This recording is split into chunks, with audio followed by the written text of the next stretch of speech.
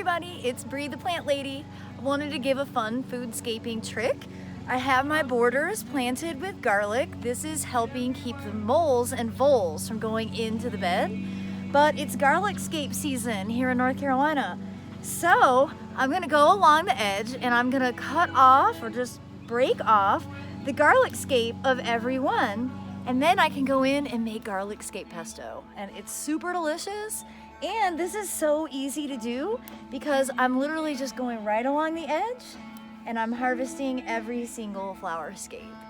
So this is a really fun, effective, efficient way to use a space in your landscape that otherwise may not be planted, and you can grow something that you love to eat and you can harvest it in lots of different ways.